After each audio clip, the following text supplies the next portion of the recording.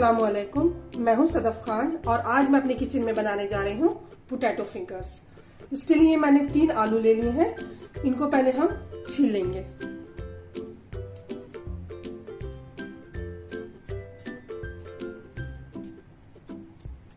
आलू को मैंने छील लिया है और छील करके 2-3 पानी अच्छे से धो लिया है।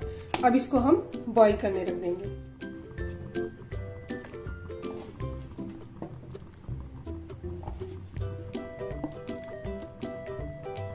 इनको ढक देंगे और जब ये अच्छे से बॉईल हो जाएंगे तो हम इनको निकाल लेंगे।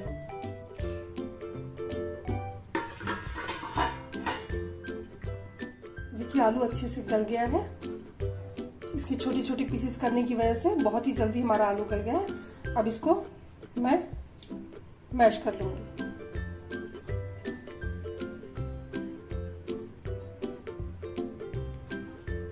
बहुत अच्छे से हमें मैश करना है, बिल्कुल भी इसमें लंप ना रहे। आलू को बहुत अच्छे से मैंने मैश कर लिया है। थोड़ा ठंडा भी हो गया है। अब इसमें हम कॉर्नफ्लोर मिलाएंगे। करीब 4 टेबल स्पून इसमें मैंने कॉर्नफ्लोर मिलाया है। हाफ टी स्पून नमक, हाफ टी स्पून ही काली मिर्च।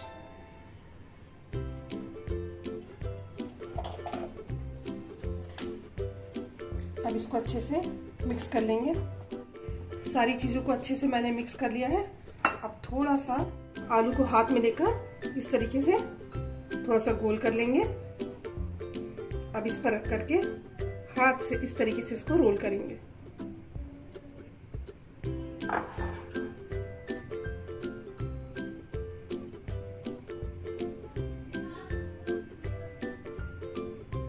ये देखिए इस तरीके से। और फिर हमारे पास सेसमे सीड्स है, यानी सफेद तेल। इस पर भी इसको रख करके हम थोड़ी देर हल्के हाथों से दबाएंगे। इसको इस तरीके से हाथों से दबा करके ऐसे करेंगे ताकि तिल अच्छे से इस पे जम जाए।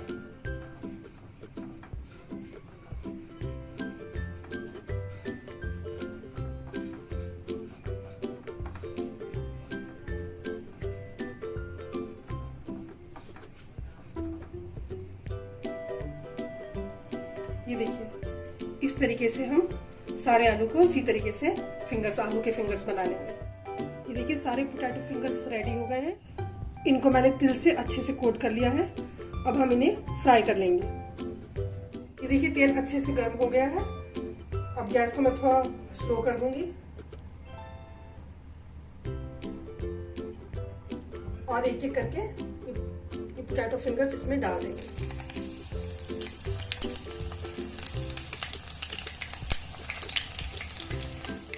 इनको मीडियम आंच पर हमें फ्राई करना है ताकि अच्छे से अंदर तक ये फ्राई हो जाए। देखिए पोटैटो फिंगर्स इतने फ्राई हो गए हैं। बाकी बचे हुए भी मैं फ्राई कर रही हूँ। इनको फोर्क से बहुत धीरे धीरे ही हमें पलटना है और आराम से निकालना है। देखिए हमारे पोटैटो फिंगर्स एकदम रेडी है। इनको मैंने बहुत ही अच्छा गोल्डन फ्राई किया है।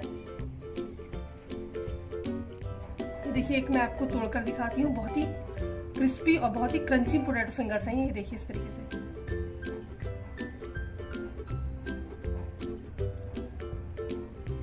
तो अगर मेरी रेसिपी आपको पसंद आई हो तो इसे लाइक, शेयर और सब्सक्राइब करें और बेल आइकन जरूर दबाएं। अल्लाह हाफिज।